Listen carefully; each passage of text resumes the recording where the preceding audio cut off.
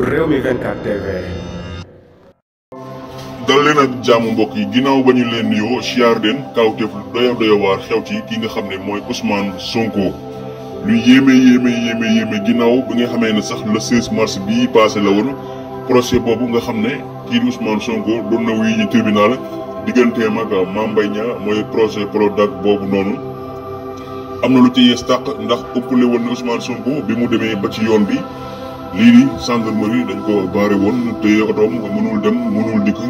dem nañ ba di ko forcer ngir di ko génne am na lu ca yees nag ci yéreem boobu nga xam ne dañ ca sotti woon ab liquide ndax bañ ci sottee ab liquide kii di Ousmane Sonko moomu daal dina woon jël yére boobu daal di koy yóbbu ca bitim réew ngir ñu mën ko xoolal liquide boobu ñu ko sotti lan la laboratoire yi nag génne nañ résultat ya mais lu ci doy waar mooy Sénégalais yi ña ngay wax naan ndax Ousmane Sonko mii nit la ndax kii daal du wàlliwu yàlla ndax xel mi nga xam ne yàlla may na ko lu ci yéeme daal mooy laboratoire yooyu ñoom ña ngay dëggal ne effectivement liquide bi ñu sotti Ousmane Sonko liquide bu bon la liquide buy rey nit la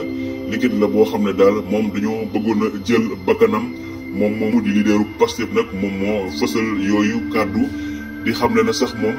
jëf jooju nga xam ne daal doon nañ ko ko waaj a def mooy bëgg a jël bakkanam moom dina def ab conférence de presse waaye nekk ma ngay xam ne tamit ne dina porter plainte fii ci Sénégal waaye dina porter plainte fële ca bitim réew mu doon lu doy waar loo xam ne kon mi ngoo ko kon dañoo bëggoon a jël bakkanam le 16 passé daal l'équipe ba nga xam ne moom lañ ko sotti woon ba mu hospitalisé te taxul ñu bàyyi ko ndox hôpital boobu ñu nekkoon sax xam ngeen ne sonal nañ ko fa lool ngir bon a jot ay këyitam yoo xam ne moom lañ ko defaloon ca ñu bañoon ne loolu lañ ko mën a nangu mukk ndax seen liggéey mooy loolu ba ñuy jàpp ci sax ay fajkat yóbbu leen ci kaso bi loolu la ñuy nemmeeku ci Sénégal kon Ousmane Sonko daal bay boo mu wàcc xam ne ñii lépp luñ ko wax rek ñoom sañ nañ ko ndax daal liquide boobu ñu ko sotti woon ginnaaw ba nga xamee ne daal dinay génnee yéreem yooyu daal di koy yóbbu fële ca bitim réew ngir ñu mën a xoolal ko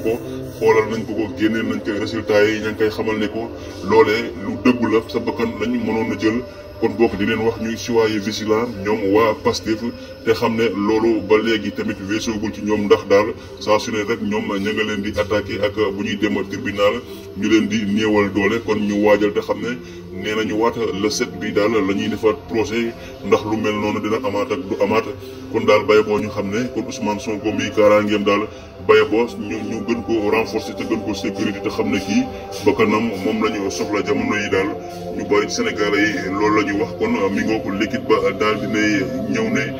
kii Ousmane Sonko dañoo bëggoon a jël bakkanam kon loolu la ñu wax ca résultat ya kon mi ngoo ko jaa ngeen jëf mbokk yi foofu la Sénégal doolu jamono yi